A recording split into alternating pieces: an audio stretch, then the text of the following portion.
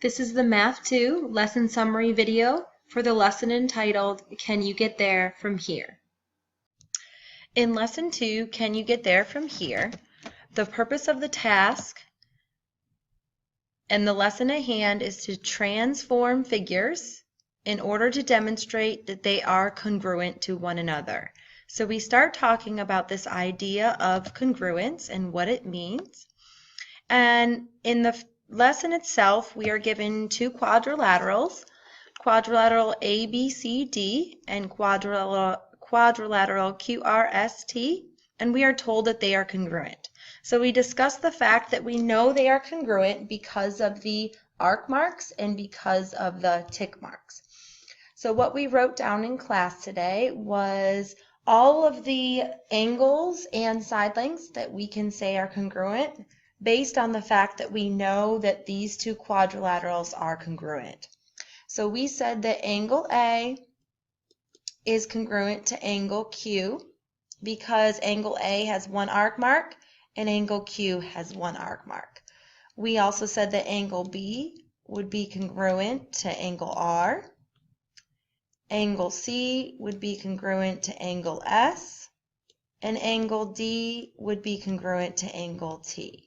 So those were all the angles that we said would be congruent. And then we said that line segment AB would be congruent to line segment QR because each of those line segments only have one tick mark. We also said that line segment BC would be congruent to line segment RS. Line segment AD would be congruent to, and I'm going to erase these because that's kind of confusing. Line segment AD would be congruent to line segment QT. And I think we're missing one. Line segment CD would be congruent to line segment ST. So we determined that we can write all these congruent statements because of the fact that our quadrilaterals were marked. Okay, then we were asked to describe a sequence and type of transformations that we can use so that we can show that the quadrilateral ABCD is congruent to quadrilateral QRST. So in class, we did use some tracing paper, patty paper. And the first thing students noticed is that if you take quadrilateral ABCD and you translate it, write 10, 1, 2, 3, 4, 5, 6, 7, 8, 9, and 10, and then we translate it up 2 units, sorry about that, we would see that A would map to point Q, and point Q is underneath there, but the A would map to point Q. So the first thing we said in this case was that we can translate quadrilateral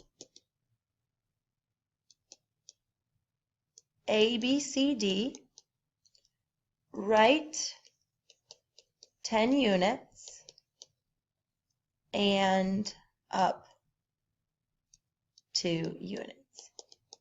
Our main goal here is to get quadrilateral ABCD to lie directly on top of quadrilateral QRST.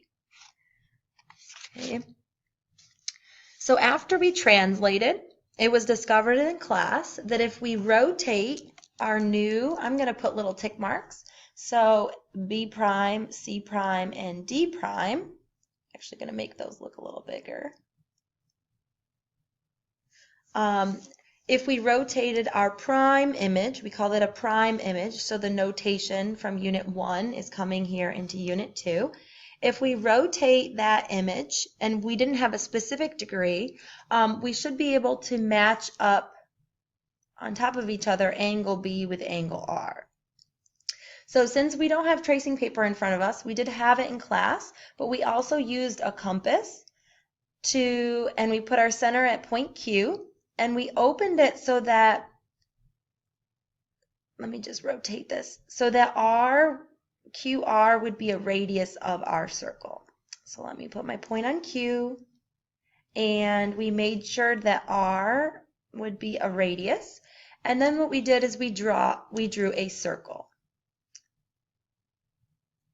And what you will notice when you draw your circle is you will notice that my pre-image point, B prime, was on the same circle, on the same arc as my end point. And that will happen when we are rotating any point in the coordinate plane, if you remember that from Unit 1. Okay, so the next thing we did in class was, and I'm just going to move to the screen, so the green quadrilateral was my translation, right? 10 and up 2. And my blue quadrilateral here is my rotation of my green quadrilateral. So we did this in 2 ways. We rotated the green quadrilateral using our compass as well as tracing paper in class. So how we rotated that blue figure, we're going to add to our list, is by placing our compass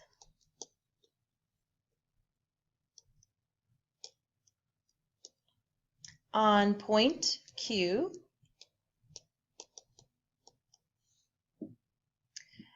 and constructing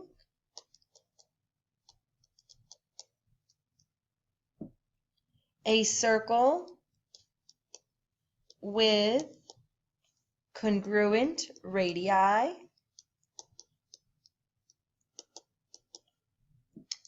line segment QB and line segment QR. Okay, we then constructed a few more rotations by rotating points.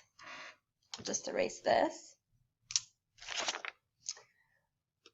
We then rotated points C prime and D prime by constructing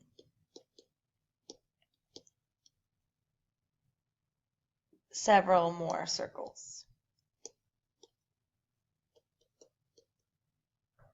Okay, and the last thing that we did here is we took our blue quadrilateral and we reflected it over that line segment QS. So we're going to add that last step to our list.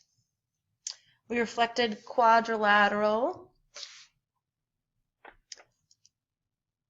I'm going to call it A double prime, B double prime, C double prime, D double prime over the line segment QR to create our final image. So we actually had 3 transformations happening, and what we noticed then when we got our final image to overlap on our original is that we saw that they overlap perfectly, which means that they are definitely congruent. If you have any more questions or need any more help with this lesson, please see your Wake County Canvas site.